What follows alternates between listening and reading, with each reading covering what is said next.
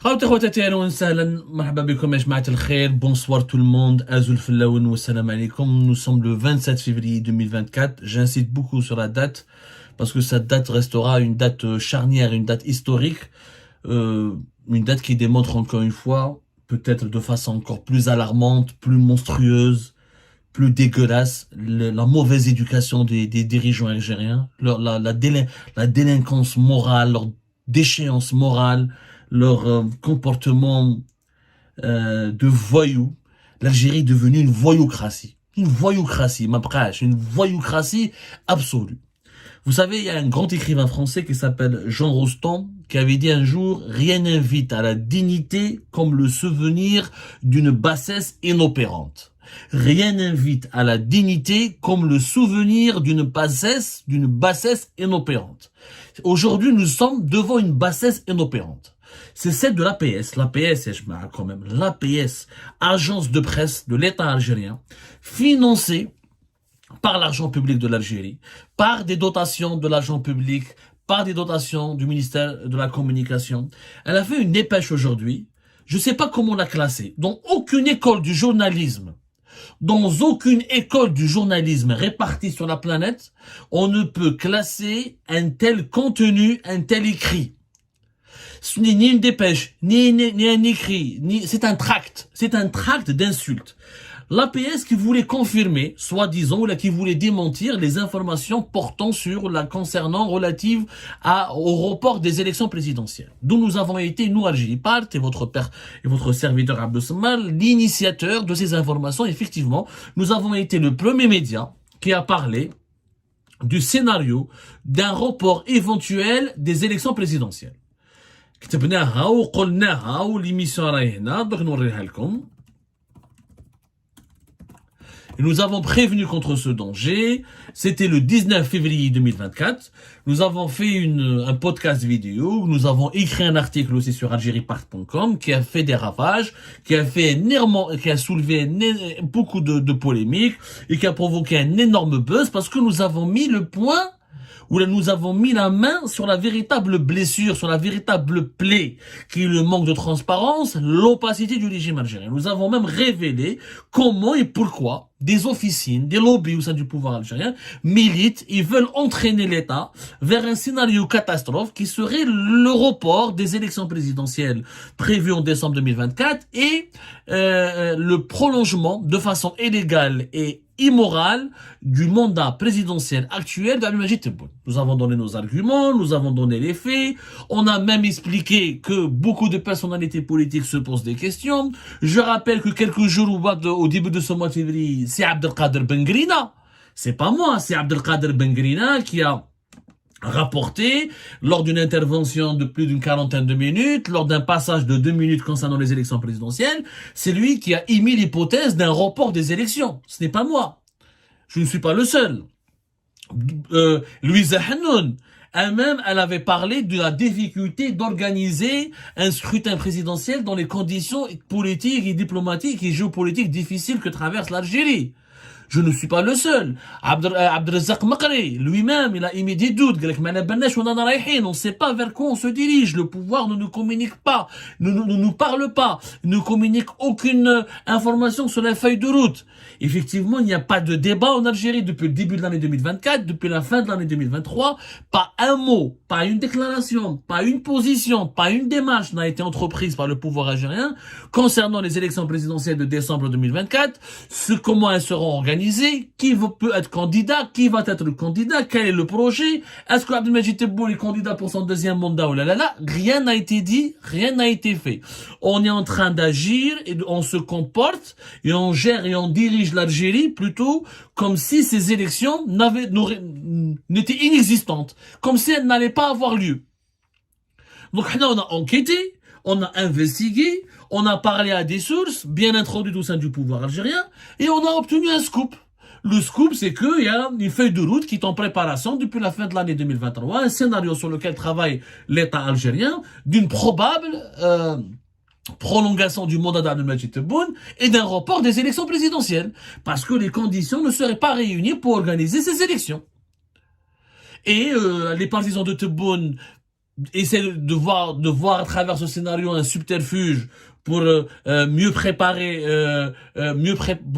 pour conserver le président dans son poste. D'autres disent, d'autres chapelles, d'autres clans sécuritaires et militaires estiment que voilà, c'est dangereux d'organiser une élection alors que nous avons plein de problèmes, plein de foyers de tension à travers nos frontières, plein de problèmes géopolitiques, une relation de quasi-guerre avec notre voisin direct le Maroc, des relations très tendues avec le Mali et le Niger, des relations très tendues avec beaucoup de factions libyennes, et que nous sommes dans un environnement diplomatique et géopolitique hyper dangereux.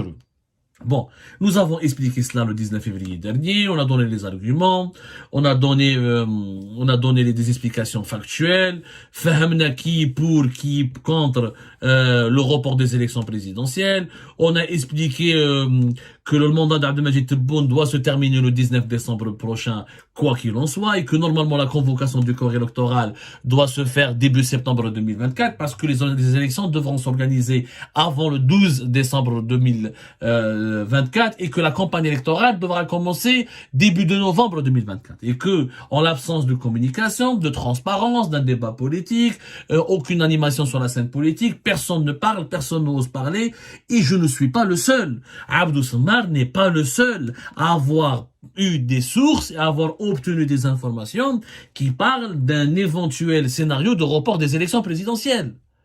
Mais la dépêche de la PS aujourd'hui, elle affirme que les élections auront lieu en temps réel, tel que prévu par la Constitution, et ce par respect pour la Constitution et pour le peuple algérien, seul détenteur de la souveraineté. Parfait. Mais auparavant, Galek tout en but, la machine de propagande du Makhzen se surpasse en fake news en Algérie, ils ont carrément parlé de moi parce que je suis le seul journaliste qui a révélé ces informations en me qualifiant de caniche, je voulais appeler caniche makhzino-sioniste de Paris.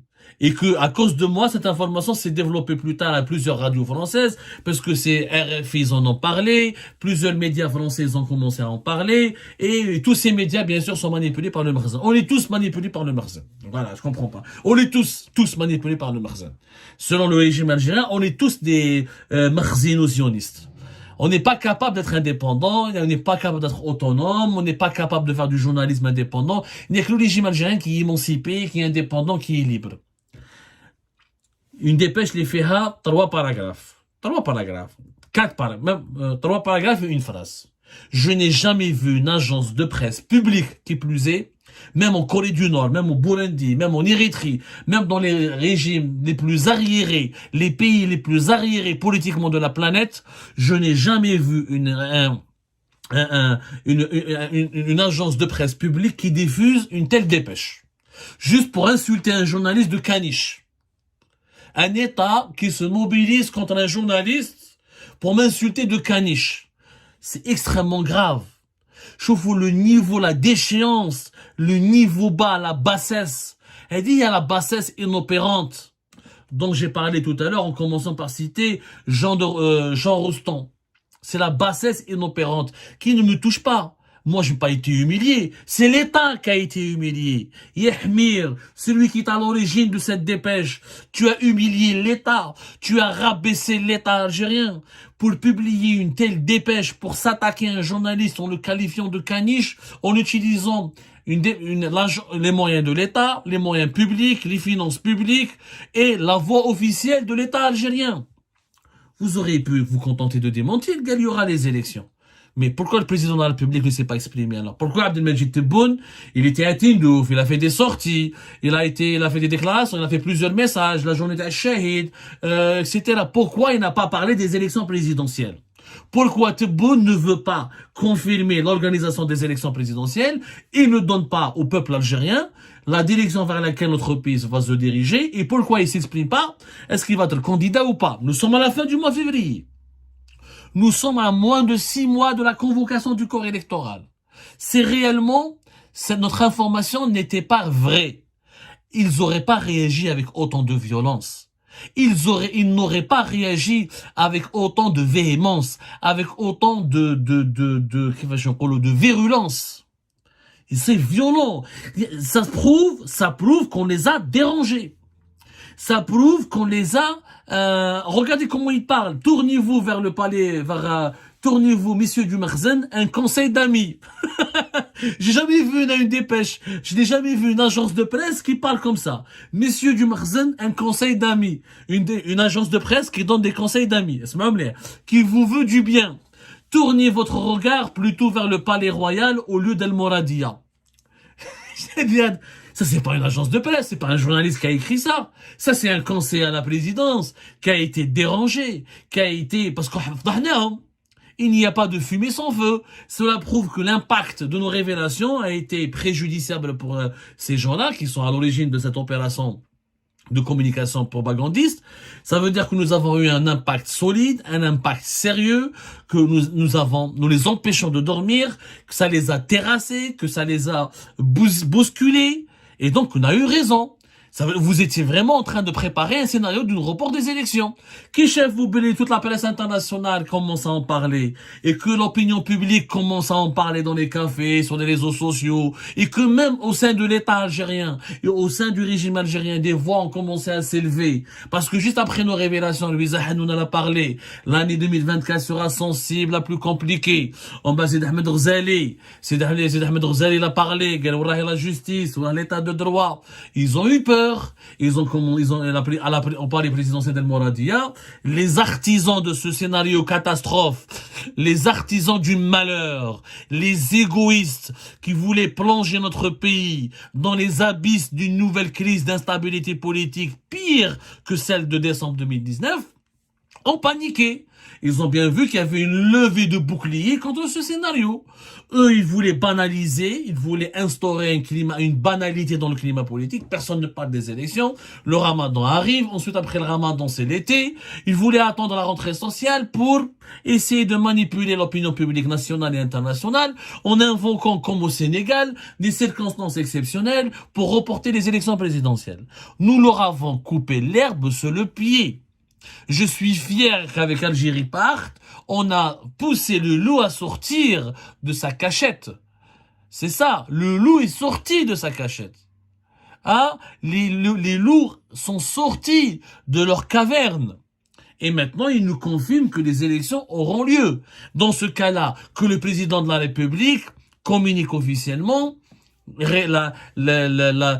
sa bonne volonté d'organiser convenablement, de façon réglementaire et dans toutes les transparences possibles et imaginables, les élections présidentielles de décembre 2024. Pourquoi personne n'en parle? Pourquoi il n'y a pas de candidat? Pourquoi il n'y a pas de candidat? Parce que toutes les personnalités politiques ne savent pas s'il y aura des élections ou pas. Ils savent pas si Tebboune sera candidat à un deuxième mandat ou pas. Ils ne savent même pas. Aucune personnalité politique n'a l'information sur l'agenda du régime algérien, sur ses intentions, sur ce qu'il envisage de faire, sur quoi il travaille en ce moment en prévision de décembre 2024.